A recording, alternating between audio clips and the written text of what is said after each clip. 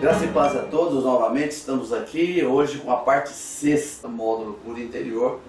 Talvez você até pergunte por que tão extenso esse módulo. Esse é um dos módulos principais do Ministério de Libertação e Cura. É um dos módulos, um primeiro módulo de quebra de vínculos, foi muito importante, com certeza é a base. Esse é o segundo módulo importante, que é cura da alma. E a gente quer que você aprenda bem detalhado mesmo, com calma e paciência. Por isso nós estamos dividindo em bastante partes. Esta aqui já é a parte número 6 deste módulo. Continuando então a sequência que nós estamos, Jesus veio. E quando Jesus veio, foi profetizado por Isaías, ele veio para fazer uma restauração completa. Ele não veio simplesmente para pegar-nos e tirar do pecado e levar para o céu, mas ele veio para trazer vida e vida e abundância e aqui na terra. Mas como ter uma vida em abundância cheio de enfermidades, no corpo, na alma, é muito difícil.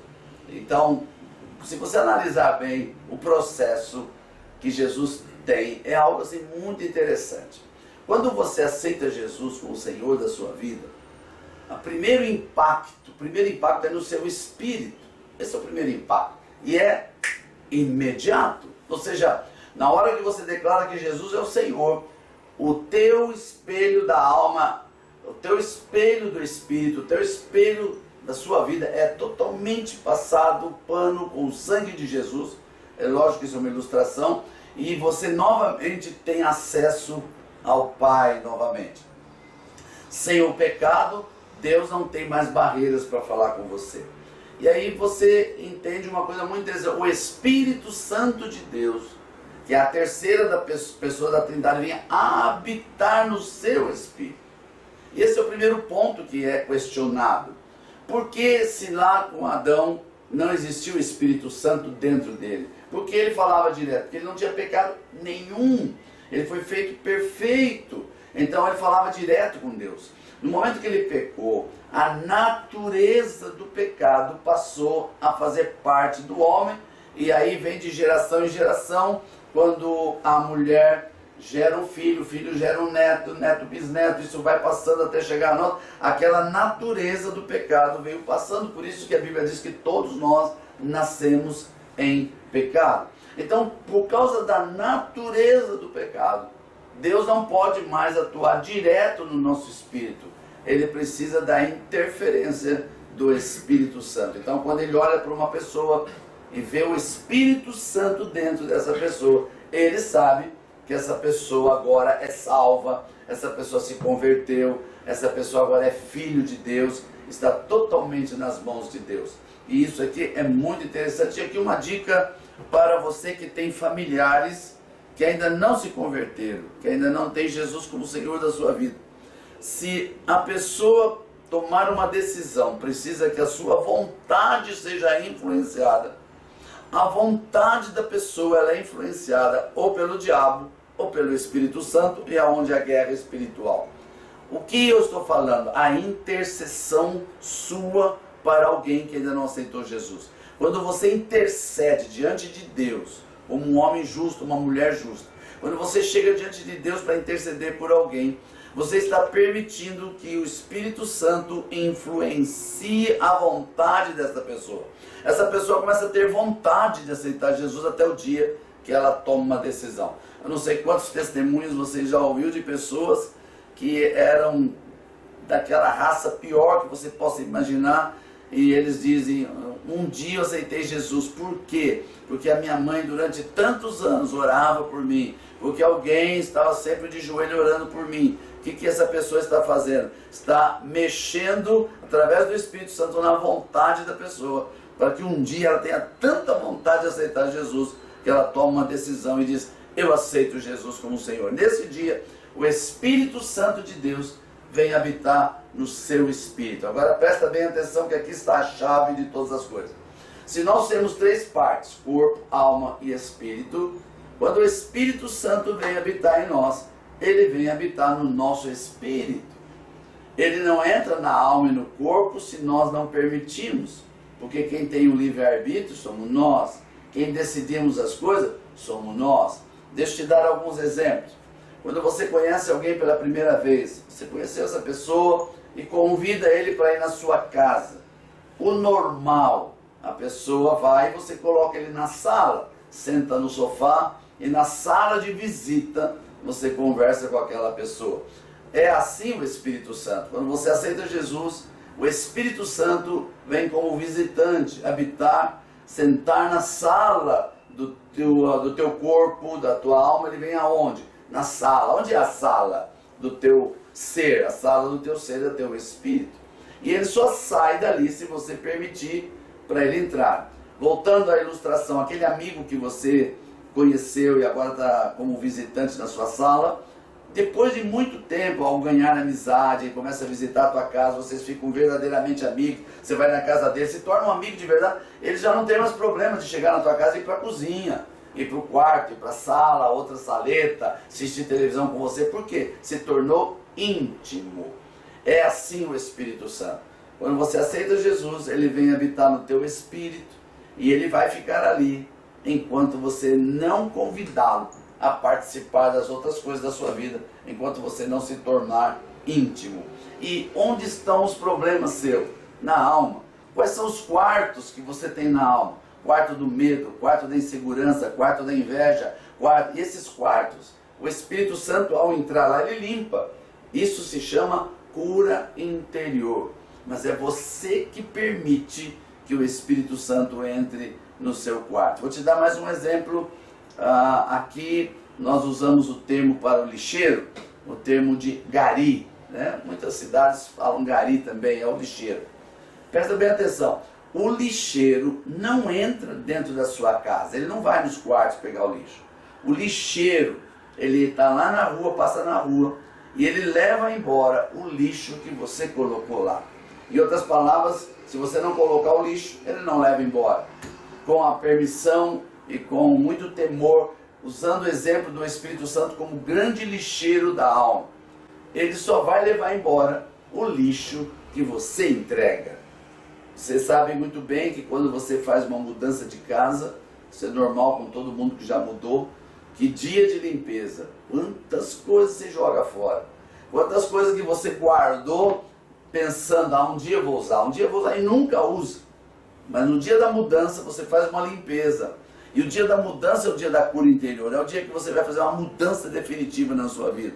Você já tem o Espírito Santo e vai dizer: Espírito Santo, eu vou te entregar todo o lixo que eu tenho nos quartos, nesse quarto, que eu estou indo morar numa casa nova espiritual, um tempo de bênção, um tempo de vida em abundância. Isto se chama cura interior. E quando o Espírito Santo entra num quarto, a primeira coisa que ele faz é limpeza, porque o Espírito Santo, como um grande lixeiro espiritual, não convive com sujeira.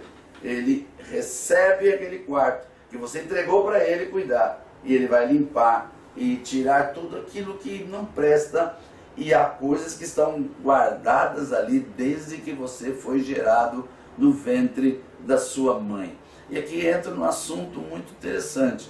Eu não preciso provar isso biblicamente. A própria ciência, a psicologia, a medicina já provaram que quando o bebê ele é formado no ventre da mãe, ele já começa a receber, através do cordão umbilical, através das sensações da alma da mãe, todas as coisas que a mãe sente passa para aquele bebê. E quando ele nasce, ele já nasce com a sua memória gravada de coisas boas e de coisas ruins. Então, se a mãe por algum motivo sofreu medo ou sofreu um trauma, essa criança recebe já. E dentro do interior, já está na memória inconsciente, na memória inconsciente. E aquilo fica gravado. E se a memória está ali, não importa se é inconsciente, de alguma maneira ela vai influenciar. Eu lembro de um caso muito interessante, foi um dos casos que nós, dentre centenas de casos de cura interior, de um rapaz no interior do estado de São Paulo, numa cidade do interior.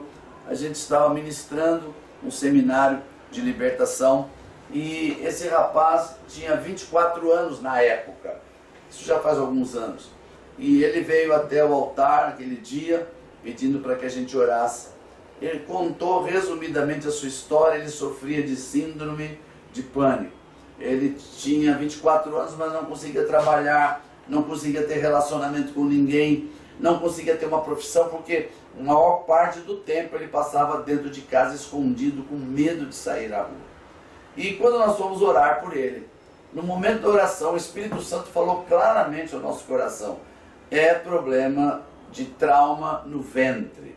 Quando ele disse isso, eu não orei e chamei ele para que abrisse os olhos. Disse: o Espírito Santo está me dizendo isso, você sabe como que você foi gerado, quais os problemas, a sua mãe te contou isso? E ele disse: ela não contou, mas ela está aqui, se o senhor quiser eu posso chamá-la. E ele chamou sua mãe. E veio uma senhora muito sofrida, viúva, uma senhora já de idade. E eu expliquei que a gente queria orar pelo filho, mas eu quis fazer algumas perguntas para ela. Eu disse: desde quando esse pânico surgiu na vida desse rapaz? Ela disse: desde adolescente, foi piorando, piorando. E quando ele tinha 18 anos, nós resolvemos fazer algo para ver se cortava esse pânico, esse medo dele. E decidimos que ele fosse bombeiro. Eu disse: tudo bem, o que aconteceu?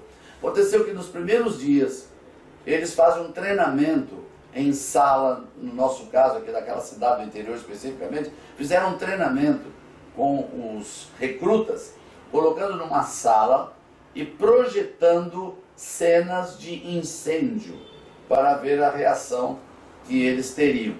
E eu perguntei: e aí? Ela disse: quando passou a cena do incêndio do edifício Joelma, que aconteceu em São Paulo, que foi um dos primeiros incêndios transmitido ao vivo, onde nós vimos aquelas coisas, ele teve uma crise, foi a pior crise que ele já teve até hoje. Ele saiu correndo da sala. Tivemos que abandonar a carreira de bombeiro, ele ficou 10 dias sem sair de casa. E foi interessante que enquanto ela falava isso, ela mesma disse assim: pastor, o Espírito Santo está me falando aqui. E eu lembrei, olha aqui, ele está com 24 anos, fez os cálculos, ele estava no meu ventre. Ele estava gerado já, eu estava grávida, e eu estava sentado diante da televisão, e aquelas cenas passaram ao vivo. Aquilo foi horrível, ver aquelas pessoas se atirando, as pessoas morrendo. Eu passei muito mal, e agora estou entendendo tudo isso que eu senti passou para ele. E ela falou: e agora o que eu faço? Eu disse: agora é simples, você vai pedir perdão a ele. Você não fez isso porque queria, mas foi por sua causa que ele recebeu essa síndrome. Então, ele já está ouvindo a história, já está escutando aqui a sua fala, já está ouvindo o que aconteceu, já veio à tona a memória, já não é mais uma memória escondida. Agora peça perdão a ele, diga a ele que você errou, que você não devia ter feito isso, que aquelas cenas não eram próprias para ele assistir, para ele sentir no seu ventre. Peça perdão. Queridos, ela pediu perdão ali chorando. Foi um momento tão glorioso, aquela mãe, aquele filho se abraçando, pedindo perdão e chorando, chorando, e ele dizendo: eu te perdoo, mamãe, te perdoo. Para a glória do Senhor, ele foi curado ali. Ali ele foi curado de todo trauma, de toda síndrome, porque houve uma revelação do fato e houve um pedido de perdão. E esta é agora o início da chave que eu quero passar para você. O início da chave da cura interior. Por quê? Se o Espírito Santo, ao aceitar Jesus, está no seu espírito, e a alma que precisa ser curada, como fazer com que o Espírito Santo passe de um lado para o outro? Como permitir que o Espírito Santo que habita em você entre na sua alma? A chave é o perdão. O perdão é a chave da cura interior. Eu vou fazer uma afirmação aqui: sem perdão não há cura interior. E se você for em qualquer lugar, alguém ministra cura interior, e que o perdão não é a chave, está no lugar errado, porque sem perdão não há cura. E é isso que nós vamos nos preparar para o próximo módulo, onde eu quero falar sobre o perdão, como ministrar o perdão, e aí já vou ministrar a você que está nos acompanhando todo esse tempo, e aí você já vai começar a abrir a porta para que o Espírito Santo entre nos traumas que eu tenho certeza que você já percebeu quais são da tua vida. No próximo módulo eu vou falar um pouquinho dos exemplos de traumas, para que você possa, através do perdão, receber a cura do Espírito Santo. Por isso eu te abençoo, declaro o melhor de Deus sobre a tua vida e não perca o próximo módulo que já vai começamos a parte da ministração prática para que você seja curado em nome de Jesus. Eu te abençoo e não esqueça, inscreva-se no canal, inscreva-se e aperte o sininho em nome de Jesus. Amém.